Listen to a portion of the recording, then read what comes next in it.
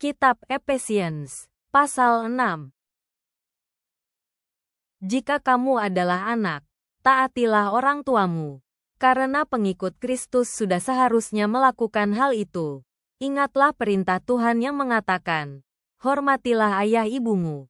Itulah perintah pertama yang disertai dengan janji Allah, yaitu, supaya kamu hidup sejahtera dan panjang umur di dunia ini.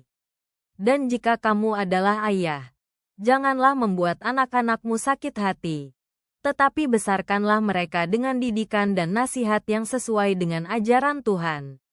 Jika kamu adalah budak, hendaklah kamu menaati tuanmu yang di dunia ini dengan rasa takut dan penuh hormat. Lakukanlah itu dengan sungguh-sungguh, sama seperti kamu menaati Kristus.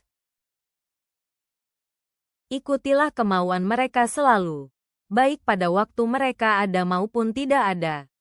Janganlah hanya berpura-pura kerja, karena majikanmu yang sesungguhnya adalah Kristus. Jadi hendaklah kamu melayani para majikan di dunia dengan sepenuh hati dan sesuai dengan kemauan Allah. Kerjakanlah tugasmu dengan senang hati, karena sebenarnya yang sedang kamu layani adalah Tuhan Yesus, bukan manusia. Ingatlah bahwa Tuhan akan memberikan upah kepada setiap orang yang melakukan kebaikan, baik orang yang hidup sebagai budak maupun yang bukan budak. Sebaliknya, jika kamu adalah majikan, bersikaplah yang baik terhadap budak-budakmu. Jangan pernah mengancam mereka. Ingatlah bahwa kamu dan mereka mempunyai penguasa yang sama di surga, yang menghakimi setiap orang dengan tidak pandang muka.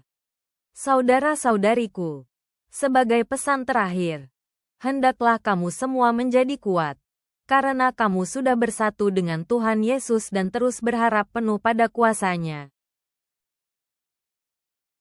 Sama seperti seorang tentara memakai perlengkapan perangnya, kamu pun harus memakai semua perlengkapan perang yang Allah berikan. Dengan begitu kamu bisa menolak tipuan iblis.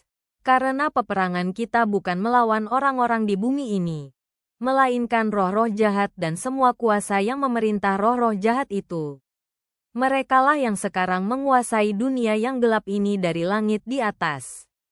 Itu sebabnya kamu perlu memakai semua alat perang dari Allah, supaya ketika musuh datang menyerangmu, kamu bisa melawannya dan tetap bertahan sampai perang berakhir.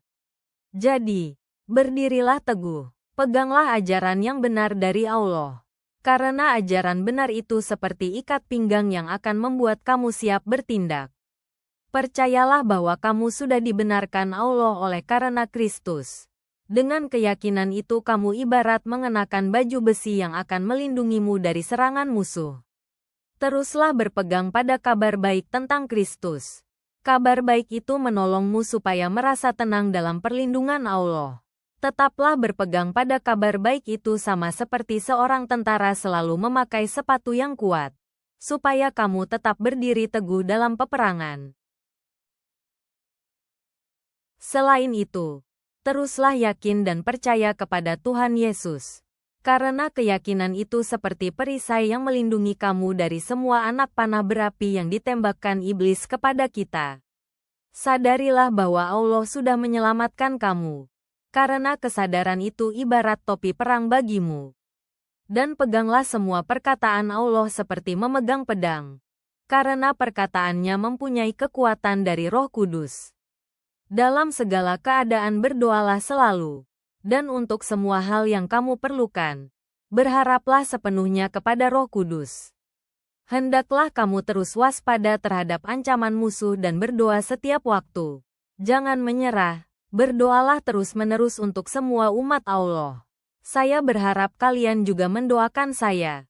Mintalah Tuhan memberikan hikmat kepada saya sehingga saya berbicara dengan berani waktu menyampaikan kabar baik yang dulu dirahasiakan itu. Karena saya adalah utusan Allah untuk memberitakan tentang kerajaan-Nya. Walaupun saat ini saya dipenjarakan dan diikat dengan rantai besi.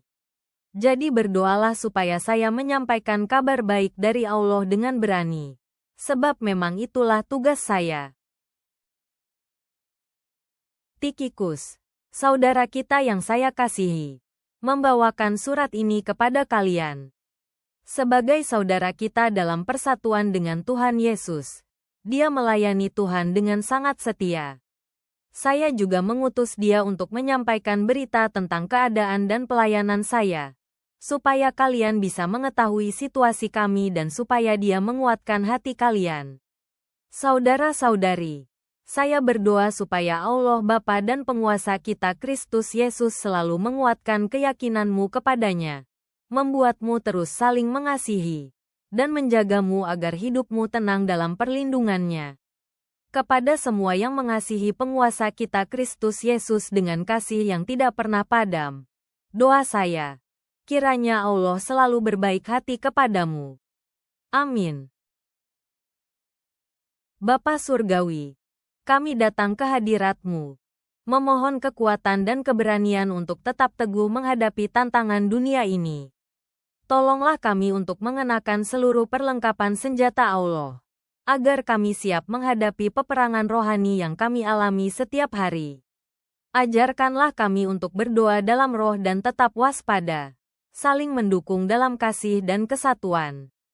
Kiranya rahmat-Mu melingkupi kami kemanapun kami pergi. Amin.